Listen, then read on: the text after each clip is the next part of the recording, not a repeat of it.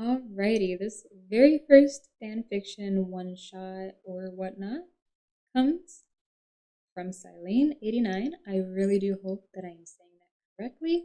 The name of this story is Miko Mating Call. Let's hop in. Author's note says, I started this several years ago with the intention of it being a crack fic. Not familiar with that? I'll just pop it up on screen, whatever that is. But my mind wouldn't let me write like that, and I ended up rationalizing even the most out of control behavior. So, with that in mind, please don't judge me too harshly. Lol. Disclaimer, I do not own InuYasha. And I do not own this story we are about to look at. All credit goes to this person. Hey there, Kagome. Koga greeted cheerily. Oh, should I?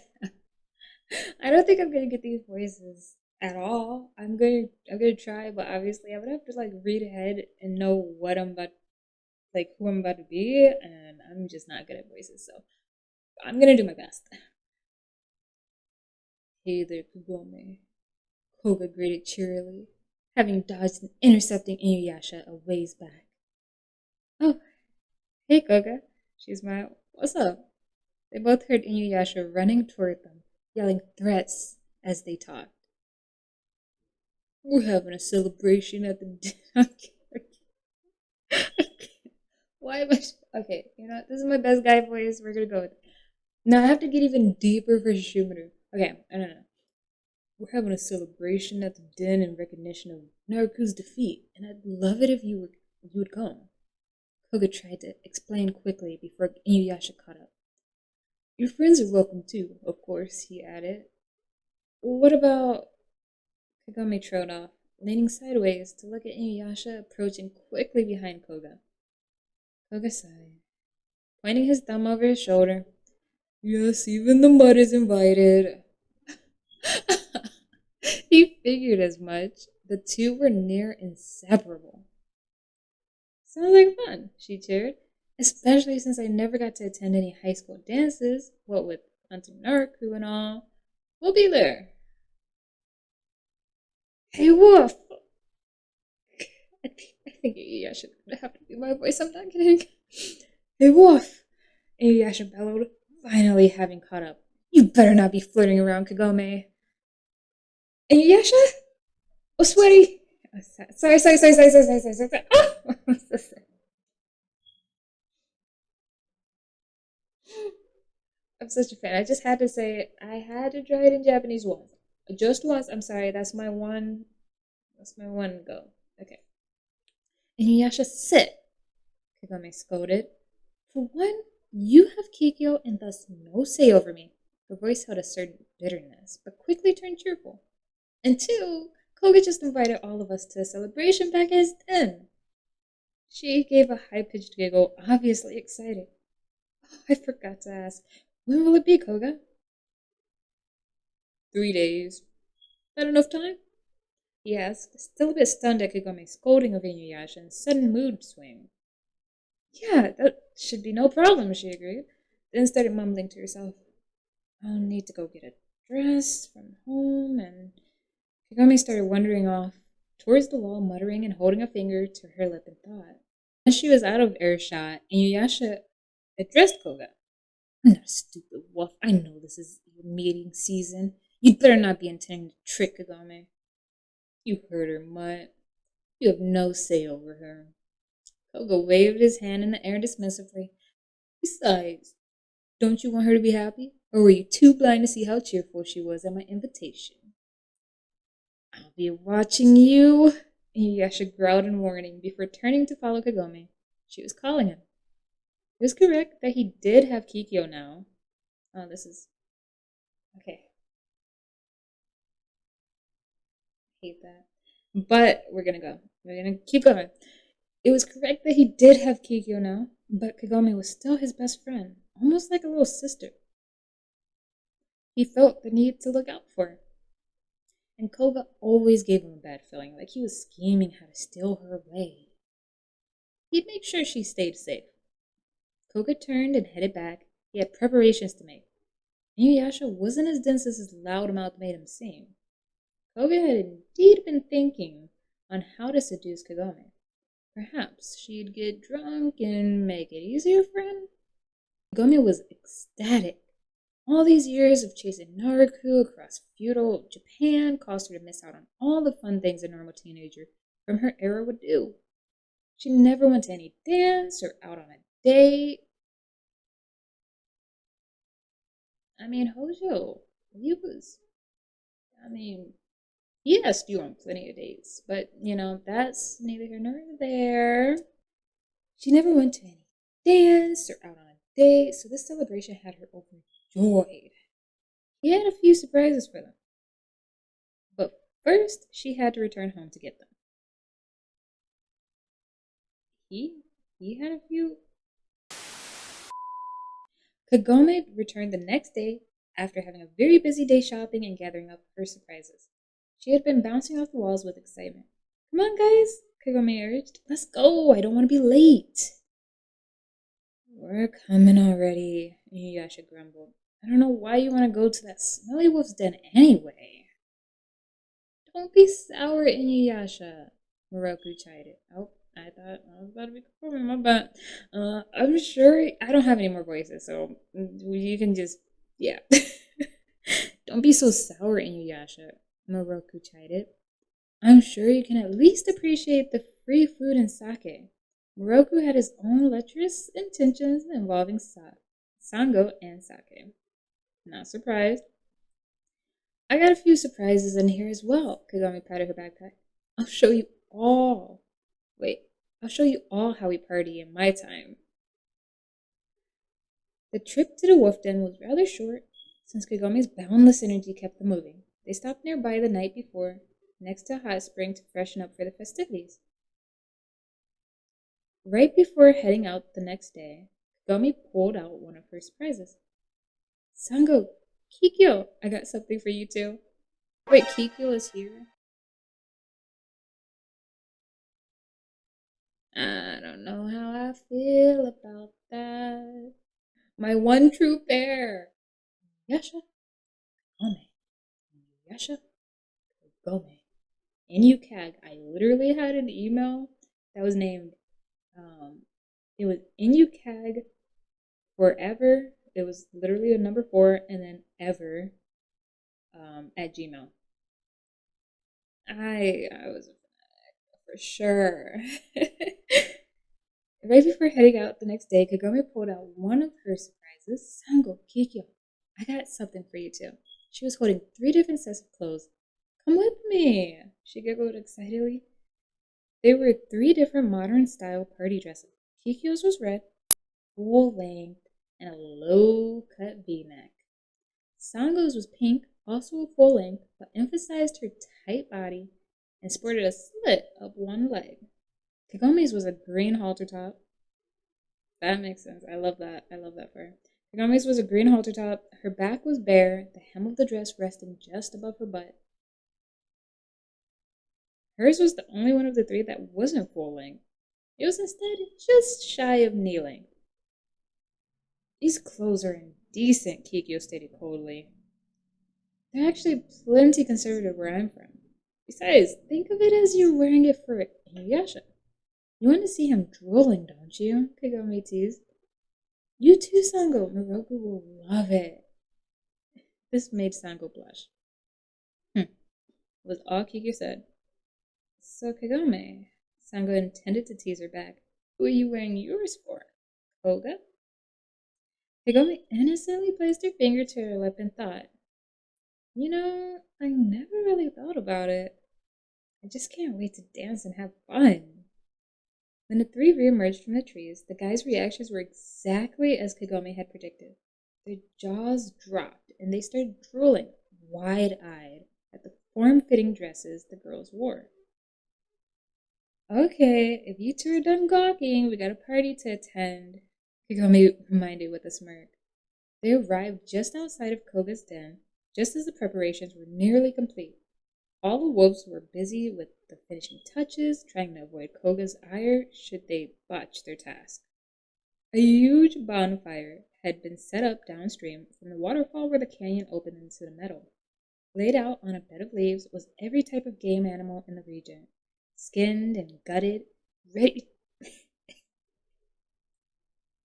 What? Ready to either be eaten raw or roasted at the side of the soon-to-be bonfire. Koga had also had his wolves gather some fruits and vegetables for the humans in attendance. Last were multiple casks with plenty of sake in hopes of easing his way with Kagome.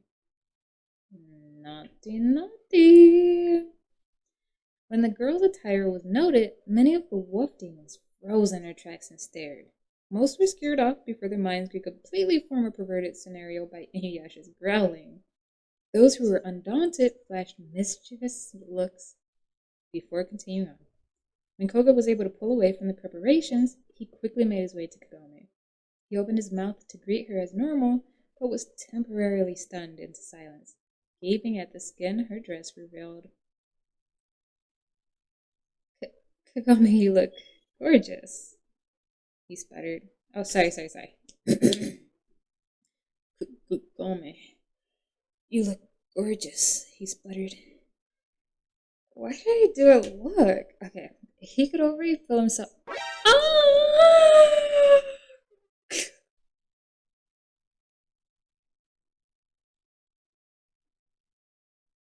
Wrap it up. Wrap it up. Yep, this is rated M for a reason. Yep. He could already feel himself harden. Instincts telling him to take her now. He swallowed hard, trying to regain his composure. Everything will be ready soon. I can't even do this voice anymore. Everything will be ready soon. We'll light the bonfire once it's dark. Just relax until then. Have a drink if you want. He motioned towards the feast, and InuYasha let out a growl too low for the humans to hear at the mention of sake. He knew what that wolf was up to. Koga just smirked at him, knowing there was nothing he could do about it. Eager to try new things, Kagome took his advice and got herself some sake. Drinking it on an empty stomach, however, got her tipsy fast. Looking out for her, her friends suggested she eat before they let her have any more. She reluctantly agreed, since they all were ganging up on her about it. Still a bit tipsy, but much more sober than before, the bonfire was finally lit and the celebration could begin. Kagome watched as the wolves played around, tackling and wrestling like pups. Their antics started reminding her of how dogs acted when in heat. Crouching in place, and then running away, constantly teasing. Each playful couple conveniently vanished from her sight and into the shadows after a time. Conveniently? Yo, what y'all doing? What y'all doing in the bushes? What you doing in each other's bushes? Whoa, pause. Kagome's human eyes, ears, and sense of smell may not have been able to detect it, but InuYasha's could.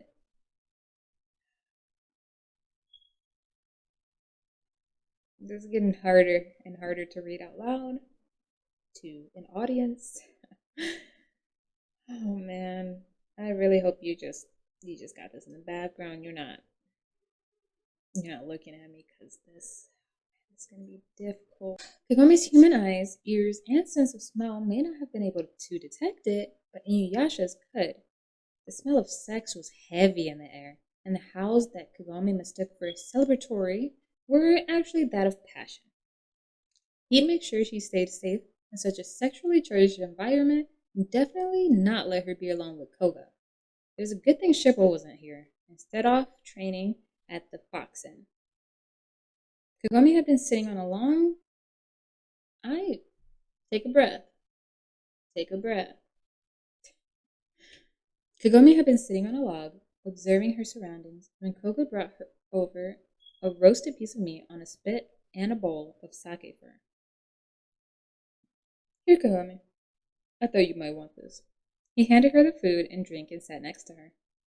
Thanks, Koga. She graciously accepted his offer. It looks like everyone is having a great time, she noted innocently. He chuckled to himself. You have no idea. Yeah, it's a great relief to have Naruto gone. He continued his farce. Oh, yeah, Kagami suddenly exclaimed. I brought a few surprises for this celebration. She set down her now empty sake bowl and nibbled a piece of meat to go dig through her bag. Koga followed her and almost lost his control when she bent over, ass in the air facing towards him, and she rifled through the pack. Especially with the strong scents and noises in the air, he was having a hard time holding himself back. He quickly straightened back up and stopped trying to peek under her dress as she whirled around, holding two small, box-like objects. InuYasha is not doing a good job right now. Okay. His wrap was starting to tent over his growing arousal, making him grateful her human eyes couldn't see that well in the dark, especially with the silhouette formed from the fire behind him. He eyed the objects carefully. What are those for? With these, I can play music. She tried to explain a speaker and iPod. Oh, so they are some sort of instrument, he deduced. Sort of, I'll show you. She walked back to the clearing and set the two objects down on a stump. He cocked his head as she seemed to connect them with a string, then jumped when one of them suddenly glowed bright. How is it glowing? I don't sense any magic, he questioned. It's powered by a battery that can be recharged using electricity. At his dumbfounded look, she searched her mind for an answer. I guess the closest thing to it here would be lightning. How do you contain lightning in such a tiny box? Lightning is huge and stretches across the whole sky, he noted. Don't worry about the details. She brushed off any further questions about technology, opting instead to select the playlist Ari had prepared for her. Let's see here. There it is. I'm going to show you how we party where I'm from. She giggled as she pushed play.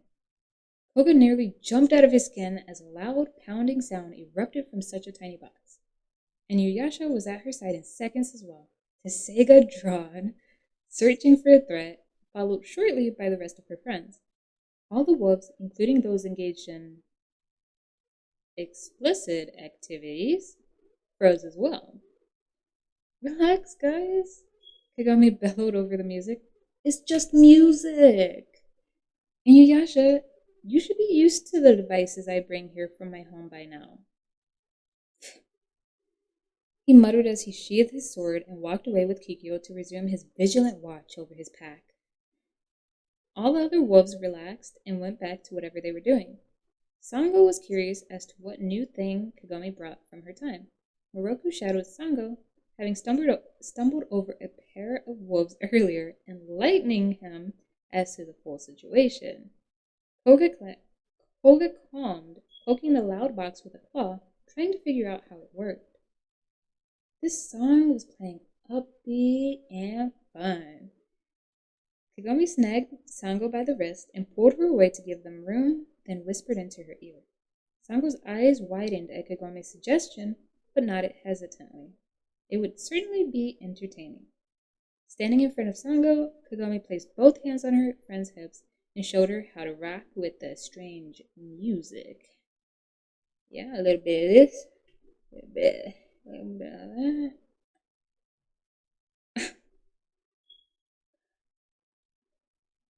This is not going to look great in editing. Oh my god. Sango caught on quickly, and in no time the two girls were dancing together. Sango followed Kagami's lead.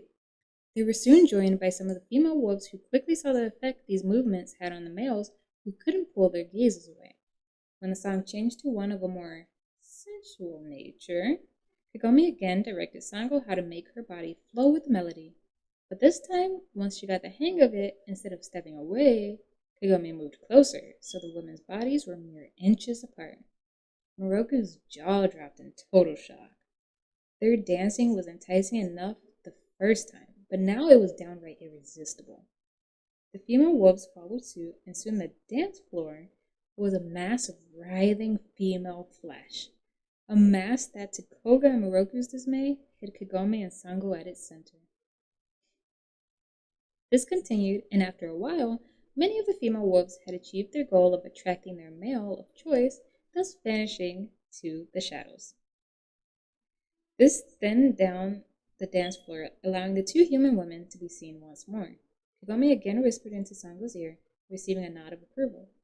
Both girls were getting themselves worked up from dancing with each other and were ready for the next step. Kagome stopped abruptly, even though Sango kept her body in motion and motioned for Moroku to come over. He nearly leapt in joy at the opportunity as Kagome guided his hands to Sango's waist with a firm command not to grope her. Sango then took over, showing him how to move with her.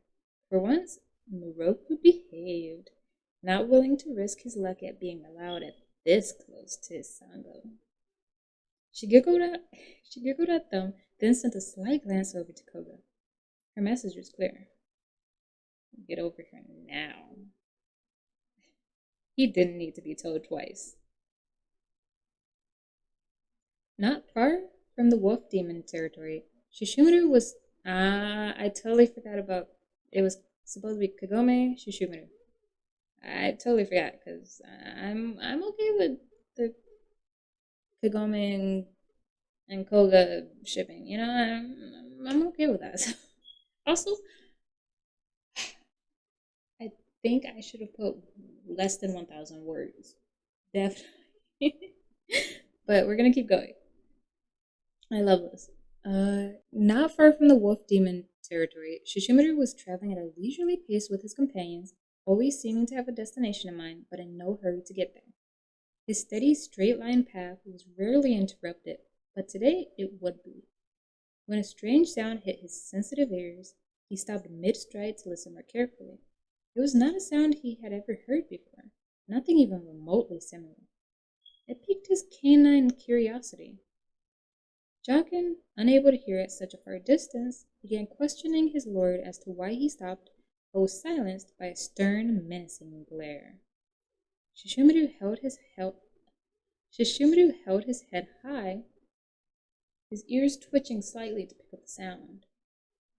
Once he determined its direction, he turned his entourage towards it and continued on without a word. I can't believe that pervert, a furious human female ranted. I only wanted to dance with him, and to think he actually tried that and thought I'd fall for it? Not 10 minutes ago. Kagome was finally deciding to give Koga a chance. Unfortunately, he had to go and ruin it. When they took a break from dancing, Koga went to retrieve a drink for each of them. That would have been fine except for the leaves in Kagome's drink. She eyed it curiously, to which he supplied, "It enhances the flavor." She wasn't buying it for a second. If that was the case, why didn't everyone have them? Another close look, and she recalled what they were. They were from an extremely rare, nearly extinct tree in her time, and their most well-known use was as an insanely powerful aphrodisiac. Her curious eyes turned furious. Koga was actually trying to drug her. She let her anger spill unchecked, screaming everything she thought about such a pathetic attempt to seduce her. "Calm down, Kagome," Sango comforted, although she was furious at Koga as well. "I'll make sure he stays away from you. Now, let's not let him ruin our fun." "You're right," Kagome agreed. Koga's hormone-crazed actions pushed out of her mind. "Let's go dance." Listening in, InuYasha smirked to himself. "Serves you right, mangy wolf." InuYasha, you should have stopped that. You said you were watching out for her. What is this? You let him put, the friggin' the 500-year-old tree leaves up in there. Like what? Also, why is that what the leaves are considered in this story? Jockin still was wondering why his lord so abruptly changed directions earlier when suddenly even he could feel the immense power emanating from ahead. "My lord," Jockin's voice wavered. What could be causing such an immense wave of power? I intend to find. Oh. I intend to find out, he answered, seemingly unmoved by the intensity of the holy power. Remain here with Ren and Aon. He didn't need to, he didn't need to threaten a toad's life. He already knew the consequences should anything harm Ren. Kagome was enjoying dancing with the girls on the dance floor, slowly losing herself to the music, becoming less and less aware of her surroundings. The combination of the music pulsing through her body and the little bit of a buzz she still had her dancing like no one was watching. Whereas most people lose coordination when intoxicated, Kagome seemed to gain grace. As she was falling into a self-induced trance, losing control of not only her body, but also her powers, people and demons stopped what they were doing to watch her. She was practically glowing, her powers coming to the surface for all to see. All Kagome realized was the powerful emotions the music was causing her. It was invigorating to cast off all concern for appearances and just be blindly channeling the rhythm through her enchanting steps. She didn't even take time to contemplate why the surrounding demons suddenly distanced themselves from her out of fear for their lives. This was more power than any of them had ever felt before. Pink tendrils of holy aura danced wildly around Kagome as she swayed to the music. Unbeknownst to her, those tendrils both beckoned demons to approach her in hopes of mating her and deflected all who were unworthy. Only one with an equivalent or higher level of power would be capable of getting to her. From the sidelines, InuYasha couldn't help but stare in shock, wondering where all this power came from. Was this really the Kagome he knew? Weak and constantly needing rescued? Oh, whoa. Let's not put her out like that. That's rude. What's going on? He muttered nearly inaudibly. The only one to hear him was Kikyo, holding onto his arm. I never expected to see such a thing in my lifetime, Kikyo commented. What do you mean? InuYasha asked, trying to make sense of what he was witnessing. Do you know what she's doing? Kikyo hummed affirmably. It's called a Miko mating call. It is similar to a demon's mating call in that it advertises one's power and calls for a partner. I always believed it to be a legend. You mean she's calling out for a mate? InuYasha stumbled over his own words, not wanting to view Kagome in such a way. Are you jealous, InuYasha? Kikyo mocked, feeling a bit slighted herself. No, he exclaimed, defending himself. I just don't want her to end up with any of these mangy wolves, that's all. Well, you needn't worry about that, Kikyo reassured.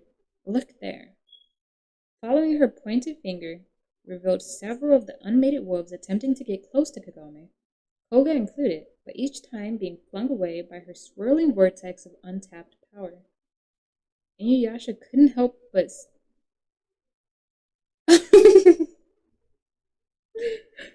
I'm sorry. You couldn't help but what? You can what? InuYasha couldn't help but laugh as Koga yipped from the stinging strike of the holy whips. These demons are too weak to match her power. It would take one much stronger to get through. Watching from the shadows of the forest, Shishimaru could barely believe his eyes. He had noticed the human girl's merits on previous occasions, especially when she survived his poison claws. What was that, episode 6 of the InuYasha? Ooh! Oh, the black pearl in his eye. Going to the dad's grave. Okay, you know what? No. Stop. I got back into the okay. Anyway, I'm letting it slip. Especially when she survived his poison claws, but never detected his vastly impressive aura. Somehow she had kept it hidden. It called to his beast, rattling around in its cage and begging to be let loose. He wanted her. It was not often that he would heed the primal desires of his inner beast, but this would be one time that he was in agreement. That amount of power made her worthy. A rare smirk inched across his face before his eyes turned blood red. A lengthened fang flashed dangerously out of his lethal smile, and his footsteps matched the tempo of the strange noise Kagami seemed entranced by. His claws were flexed, inching to graze over her empowered skin and feel the spark she held within her small body. The closer he got, striding across the broad meadow, the more he let out his own aura, rolling around him with equal parts dark hunger and intimidation. That growing force was impossible to miss.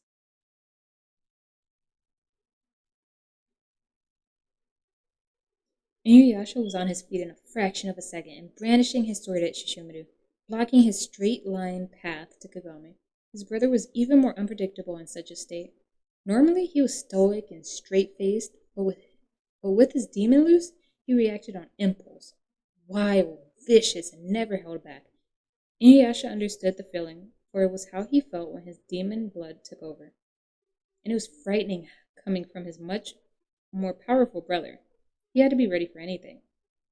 This form of Shishimaru did not speak verbal threats, reverting instead to growling and other canine sounds, while still maintaining intelligent thought beneath the surface. He would not be deterred or distracted from his desire. InuYasha barely had time to catch the dangerous grin before he was effortlessly flung out of the way. Shishimaru's aura. Can we stop saying aura? I mean, I get it. This was like 2015? This was before, like, just the word aura was memed to the feudal period. Like, but like, let's calm down with the aura, okay? We aura farming.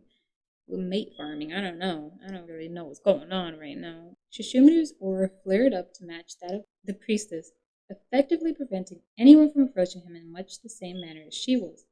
A few more steps had his aura melding with hers, pure and demonic tendrils sliding and caressing in perfect unison, even with the little human completely oblivious to the approaching presence. Kagami was so out of it, locked in her own mind, that she didn't hear her friend's frantic calls and warnings. Shishimaru contemplated her as he neared, noting that it seemed to be the act of dancing and channeling emotions that brought her heady power to the surface. Its intensity excited him. He didn't want it to cease, and if he wanted something, he would do all that was necessary to obtain it. Sword fighting was basically just a dance of death, and being the embodiment of perfection, something as simple as dancing would require little effort on his part. If dancing pulls out her electrifyingly arousing power, then so be it. He'd dance with her. She swayed temptingly before him, back turned, eyes closed, as she just felt the world around her. She suddenly felt so very whole, as if a part of her that had always been missing was finally present. It was exhilarating.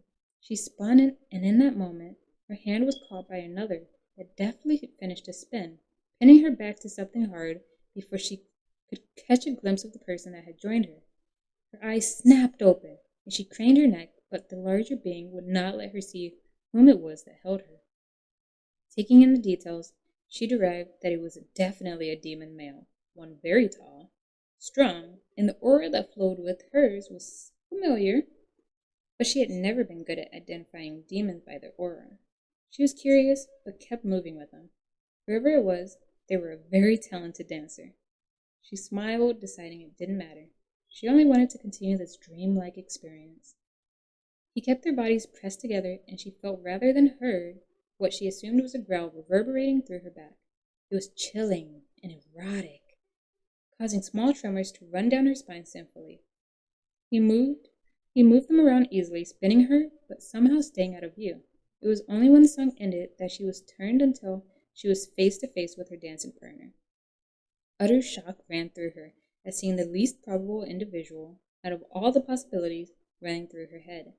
Not only was it Shishimaru, but he didn't seem himself. His eyes were glowing in a natural red, and he had a sexy smirk on his usually stoic as ice face. She was unable to prevent her jaw from dropping in awe. A mix of terror and thrill pounded through her blood in that instant. He resumed their movements as a new song started up, shaking Kagami out of her astonishment and enlivening her nature to enjoy this while she could.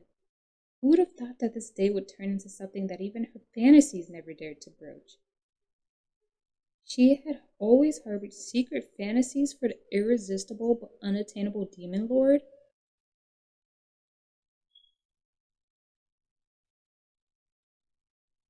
I'm a demon lord.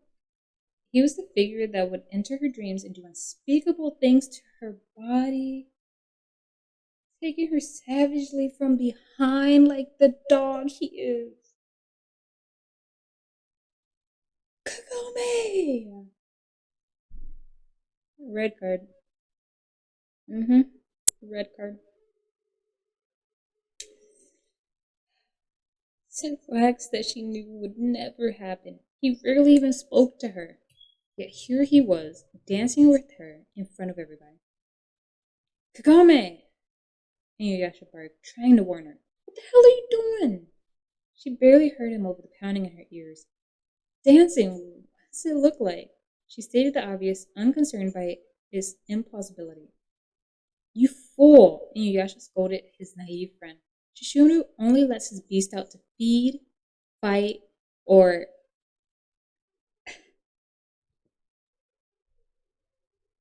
What is this? Christian Grey and 50 Shades of Grey? Like, what?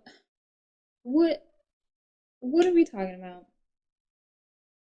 You fool! InuYasha scolded his naive friend. Shishimaru only lets his beast out to feed, fight, or fuck.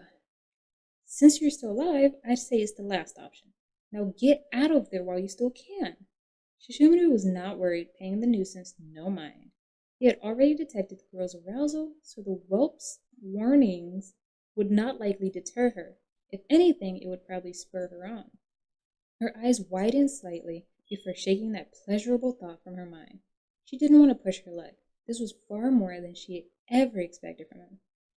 Nonsense, Kagami countered. Do you forget who you're talking about?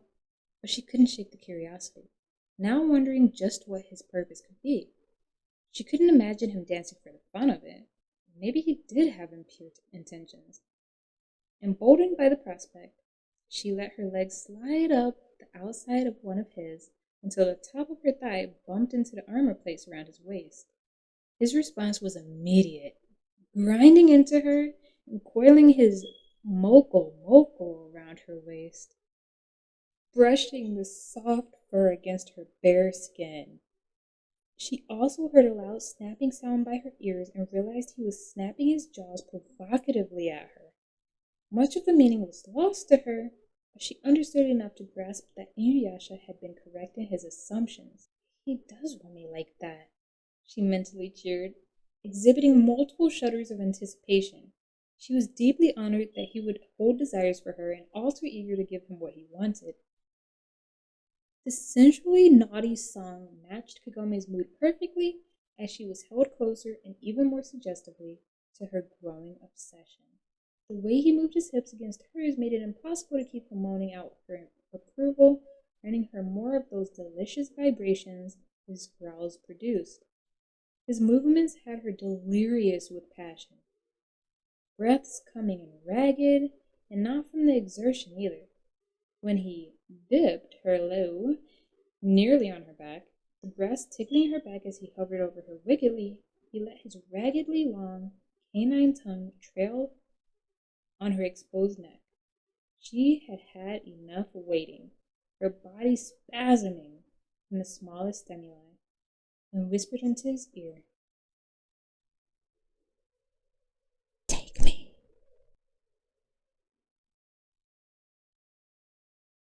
Stirring from her slumber and nuzzling deeper into the warm fur that caressed every inch of bare skin, Kagami couldn't have been happier with the night's events. He whisked her away and thoroughly satisfied her.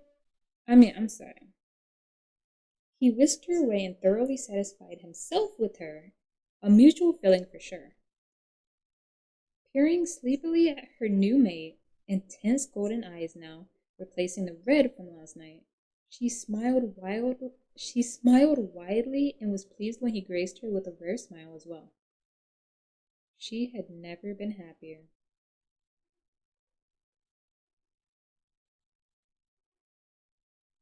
Author's note: Abrupt ending, but I really didn't have any more material without it getting redundant.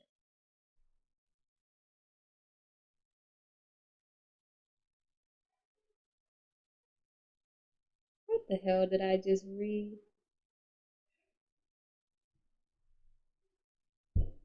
Okay, this 5,000 words, I must have forgotten how much that was. It's been a while.